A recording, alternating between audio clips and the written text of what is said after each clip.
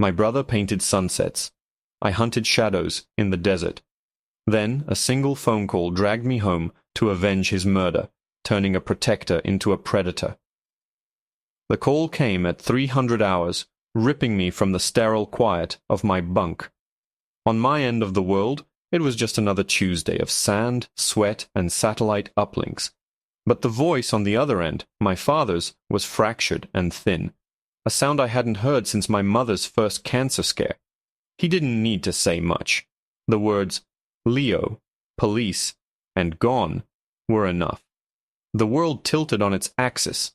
My world, a place of precision, of controlled chaos and calculated risk, suddenly became a blur of static.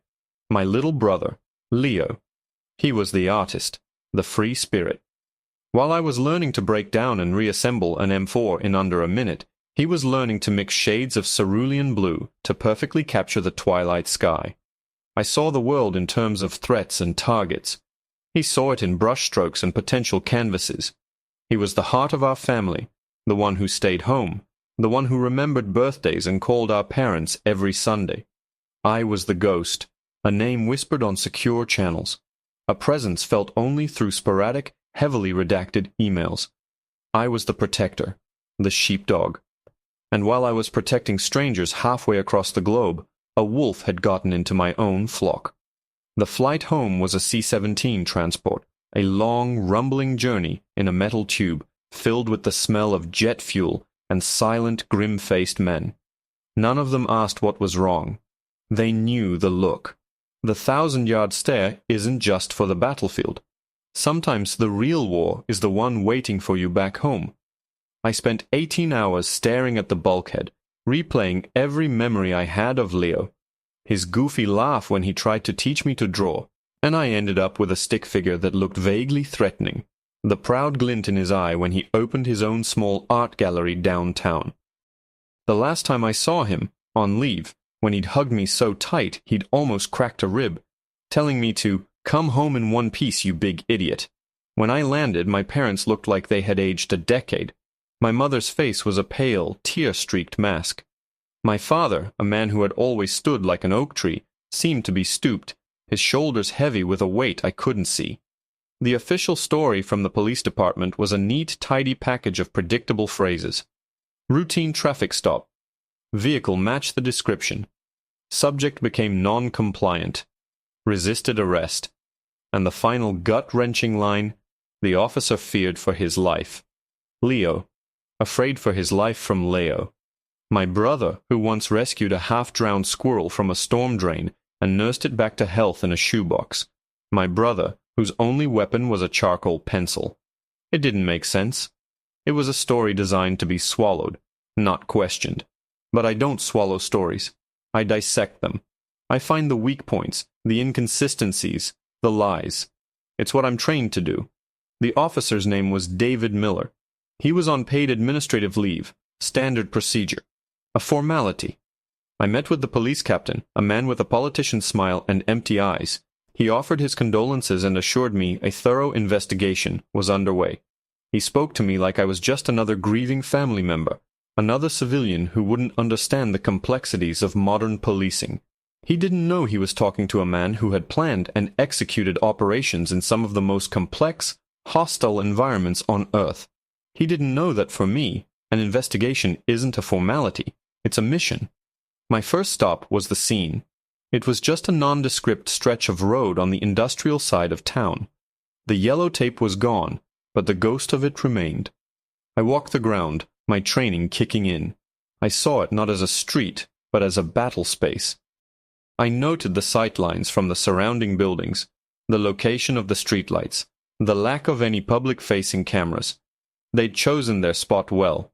I found the spot on the pavement where the forensic cleanup crew had been, a faint, dark stain that the street sweepers hadn't quite erased. I knelt, my fingers hovering over the asphalt where my brother's life had bled out, and in that moment I felt a coldness settle deep in my bones. It was a familiar feeling. It was the calm before the storm, the quiet focus that comes just before you breach a door. For 2 days I gathered information. Quietly. I spoke to a few people in the neighborhood using a demeanor that was more concerned neighbor than grieving brother. I got whispers, fragments, a loud argument, 2 shots, close together, but no one wanted to talk.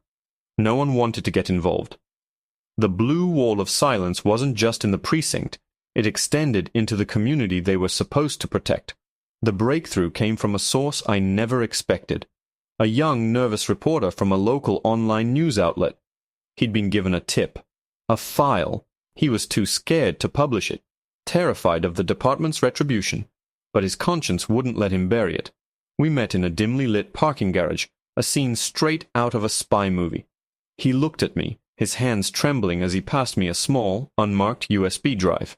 "His body cam," the reporter whispered, his voice cracking. It wasn't the official one they logged into evidence. I think his partner leaked it. The audio. "You need to be ready." I went back to my hotel room, the little stick of plastic feeling heavier than a grenade in my hand. I plugged it into my laptop, my heart hammering against my ribs with a slow, steady beat. I clicked the file. The video was grainy, shot in the familiar fisheye lens of a body-worn camera. I heard Leo's voice, confused, a little scared.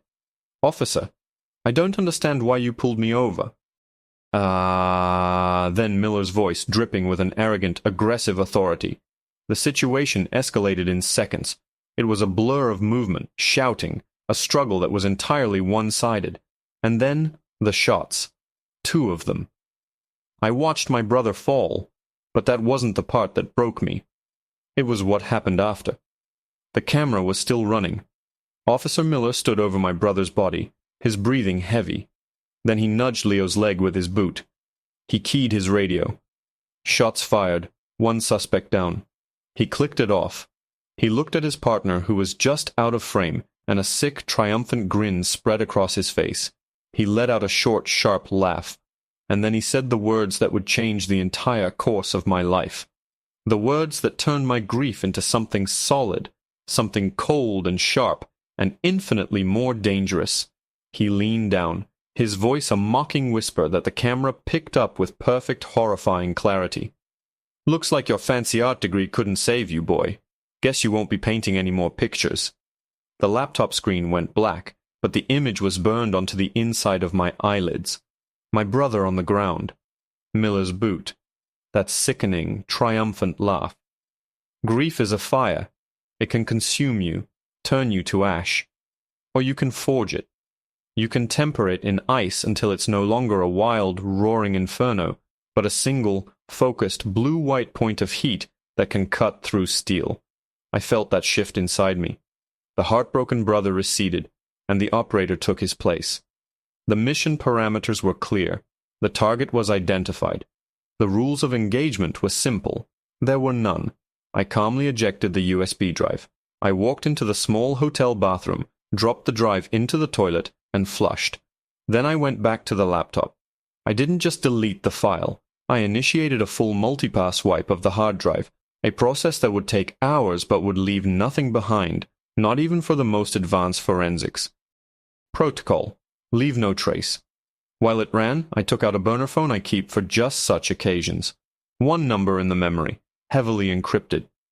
I stepped out onto the small balcony, the city lights a cold, indifferent constellation below. The phone rang once before a voice answered. No greeting, just silence. "Echo, it's Nomad," I said, my voice low and steady. Nomad. The name they gave me. The ghost. "Go for Nomad," the voice replied, crisp and professional. Echo was a wizard, a digital phantom, who could pull ghosts from machines. We'd pulled each other out of more than one fire, thousands of miles apart. "I have a personal project," I said. "Off the books. Completely dark." A pause. "Understood. Send parameters." Target designation, Miller, David, law enforcement officer, local precinct. I need a full spectrum workup. Pattern of life, financials, network, associates, ex-wife, known weaknesses. I want to know where he buys his coffee, what brand of toothpaste he uses, and every skeleton he's ever tried to bury. I want to own him, Echo. I want to know him better than his own mother does. High-risk target, Nomad. Domestic LE. He made it personal, Echo, I said. and the ice in my voice was so cold it almost hurt my own throat. He crossed a line. There was another silence, longer this time. Echo knew me. He knew my family was my only anchor to the world he wasn't a part of. He knew what that sentence meant. "Consider it done," he said. "Package will be in the usual dead drop in 12 hours. Stay clean." The line went dead. For the next 12 hours I was a machine. I ate, I rehydrated, I field stripped and cleaned the 9mm I'd legally checked into a local lockbox upon arrival, a tool I hoped I wouldn't need, but one I would not be without. I watched the local news. The police captain was holding a press conference. I watched him stand at a podium and expertly paint a picture of my brother as a potential threat. He mentioned a sealed juvenile infraction from when Leo was 15 for spray painting a mural on a derelict building as if it was evidence of a lifelong criminal tendency. He talked about furtive movements and failure to comply. They were building their wall, brick by predictable brick, and they were using my brother's memory as the mortar. At 0400 hours, a notification pinged on my burner. A set of coordinates for a locker at a 24-hour gym on the other side of town. Inside, tucked into a spare towel, was a new USB drive. This one was different. It wasn't a video. It was a life, disassembled into data points. I spent the next 3 hours absorbing it. David Miller, 42 years old, divorced, messy, in debt, mostly from online gambling. 2 complaints of excessive force on his record, both dismissed. He lived alone in a 3rd-floor apartment. He worked the night shift. He drank at a cop bar called the Blue Line 3 times a week. And every single night, after his shift, he drove home, parked in the same spot, walked up the same 3 flights of stairs, and put his keys and his service weapon on his nightstand before cracking open a beer. A creature of habit. Predictable. Vulnerable. The file also contained blueprints for his apartment building, downloaded from the city planning office. I noted the old fire escape that ran right past his bedroom window. The lock was rated as poor. Echo had even included the latest satellite imagery and thermal scans of the building. He'd given me everything. He'd given me the keys to Miller's world. I didn't move on him that night. That would be clumsy.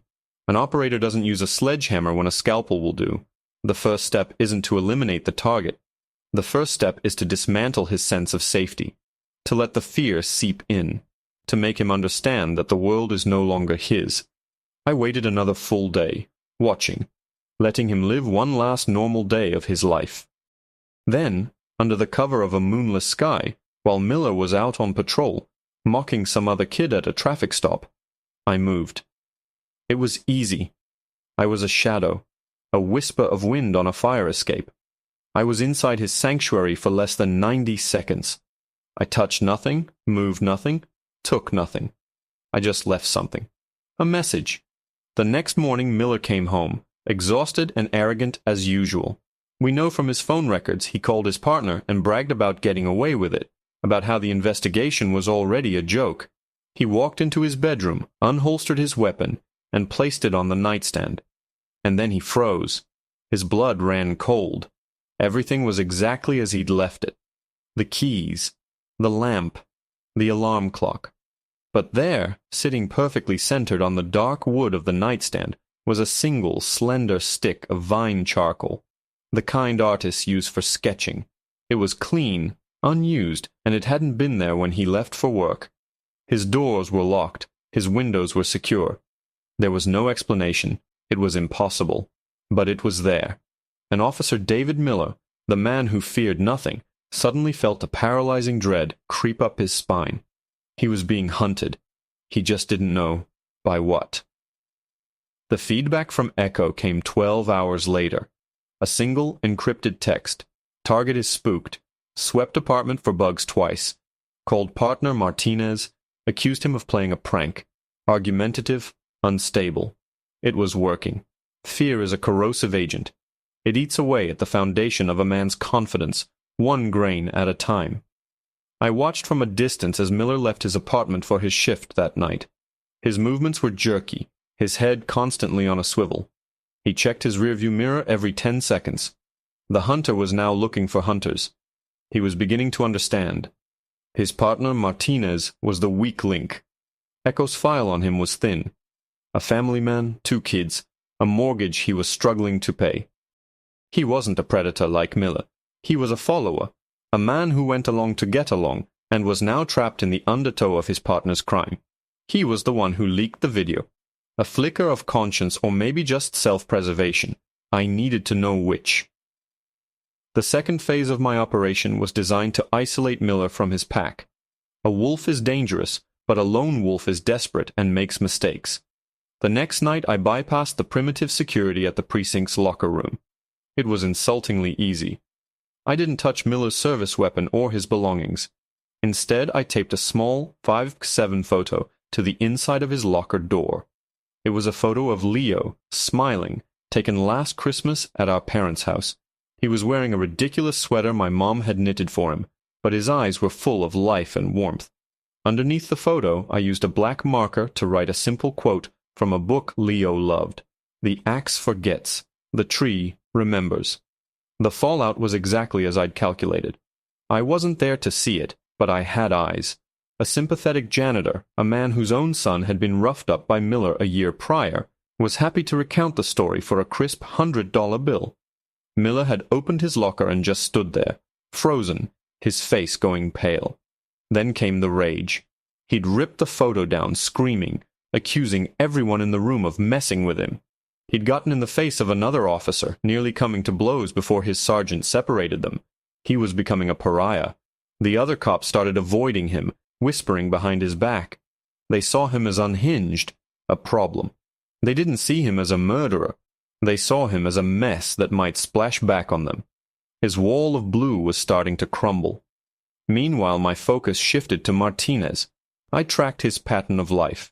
He was a creature of routine, just like Miller, but his was colored by fear. He took different routes to work every day.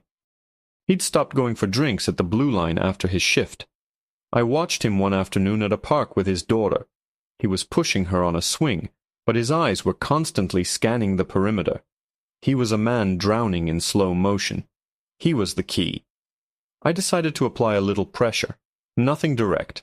Nothing that could be traced back to me. Echo found Martinez's anonymous handle on a local police forum. Using a spoofed account, I sent him a private message. It contained just a single string of numbers, the serial number from the body camera that had recorded the unofficial video, the one he had leaked.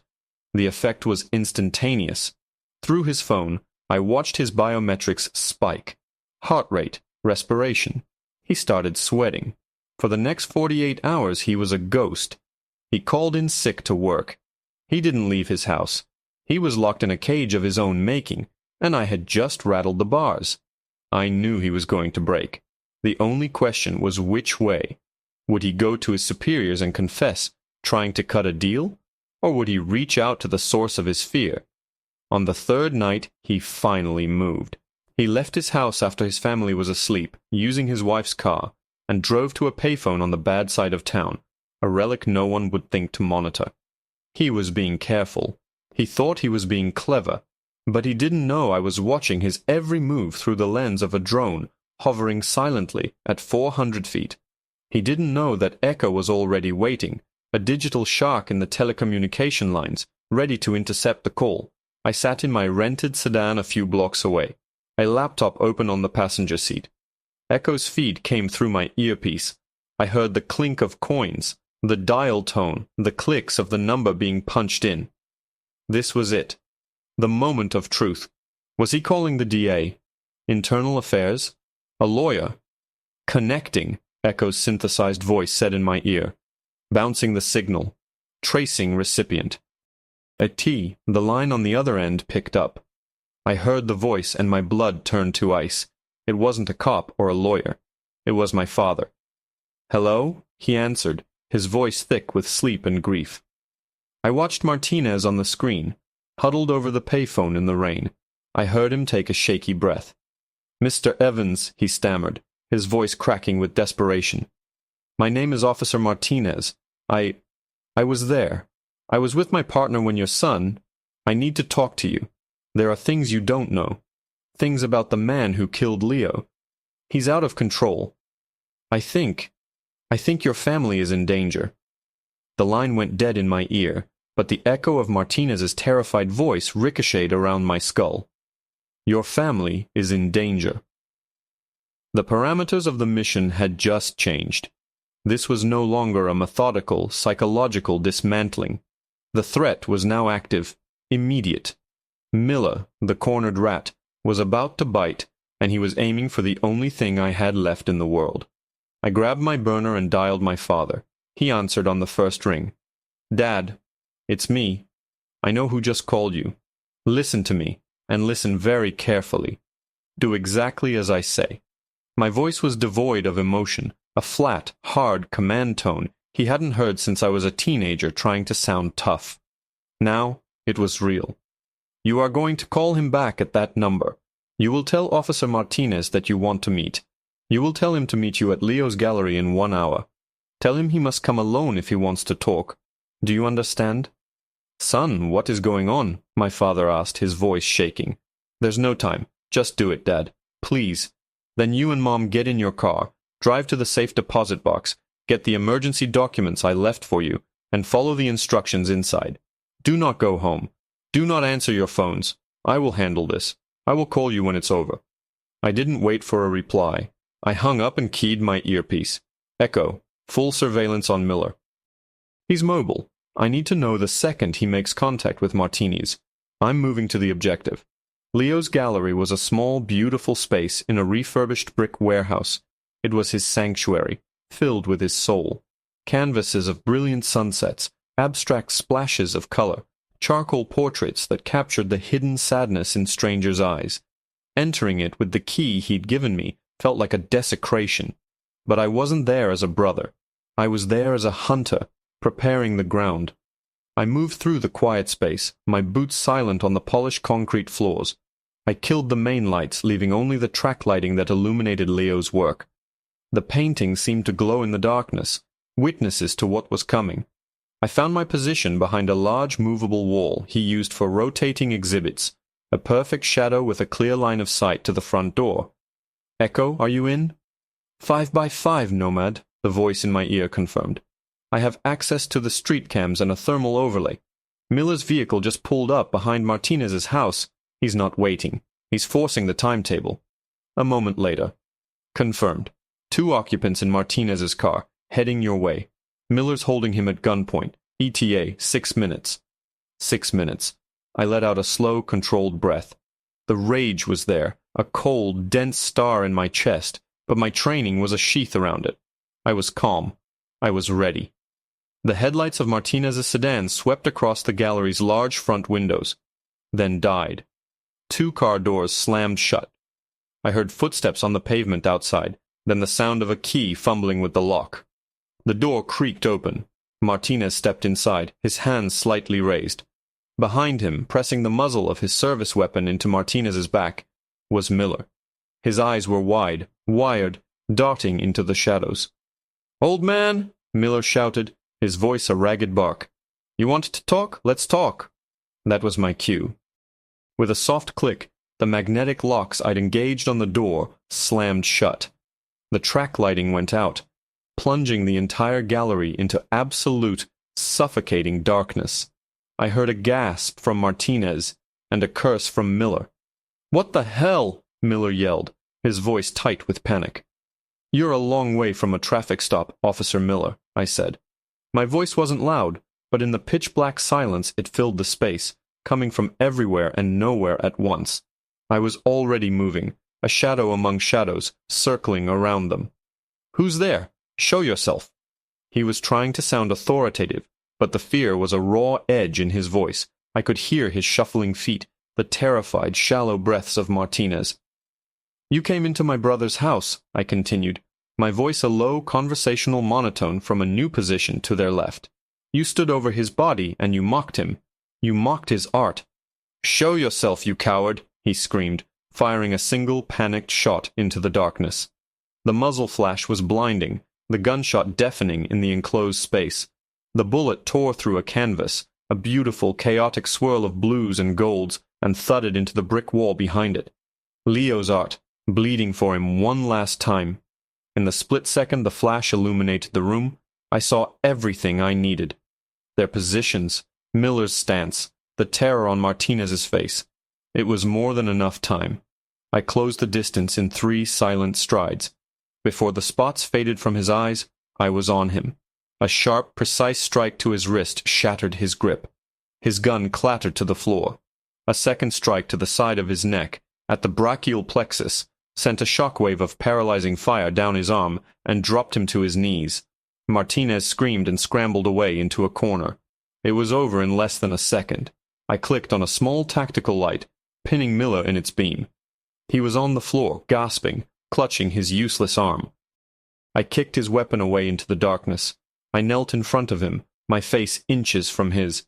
He finally saw me. He didn't see a grieving brother. He saw the ghost he'd created. "My name is Sergeant Major Samuel Evans," I said. My voice as cold and hard as the concrete floor. "And for the last 10 years, I've been a commander in a unit you've only seen in movies. We hunt men like you. The difference is, the men I hunt in the desert at least have a cause they believe in. You? You're just a bully with a badge and a gambling problem." I pulled out my phone and hit play. His own voice filled the gallery, the tinny audio from the body cam. "Looks like your fancy art degree couldn't save you, boy." The mocking laugh echoed off the walls, a wretched, profane sound in this sacred space. I watched the last of the color drain from his face. He finally understood. This wasn't a random act of vengeance. This was a reckoning. The distant sound of sirens grew closer. I had called them 5 minutes ago. "Echo has just released the unedited bodycam footage, your full confession to Martinez in the car, and your complete financial records to every major news outlet in the state, Officer Miller," I said calmly. "Your wall is gone. Your brothers in blue are about to be very busy answering questions about why they covered for a murderer. You are going to prison, and you will not be a cop there. You will be prey. Every single day for the rest of your life, you will be the one who is afraid during a routine stop." I stood up and turned to Martinez, who was shaking in the corner. "You have one chance. You will hand over the original evidence. You will testify. You will tell them everything. Maybe you can salvage something of your life for your family." He nodded frantically, tears streaming down his face. The police burst through the doors just as I faded back into the deepest shadows of the gallery. They found a decorated officer on his knees, disarmed, weeping, his own mocking voice playing on a loop from a cell phone on the floor. It was a neat, tidy package. An hour later, I was standing with my parents in front of Leo's favorite painting, the twilight sky, captured in perfect shades of cerulean blue. The news was already on, the story breaking, a firestorm ripping through the department. Justice, or something like it, was being served. My mission was over. The cold, hard operator was receding, leaving the son, the brother, in his place. The grief was still there, a permanent part of my landscape, but it was no longer a weapon. Looking at my brother's canvas, I understood. Miller was wrong. The art had saved him. It was his legacy. It was the beauty he left behind. And my job, the one that truly mattered, had been to make sure everyone remembered the artist, not the monster who took him away.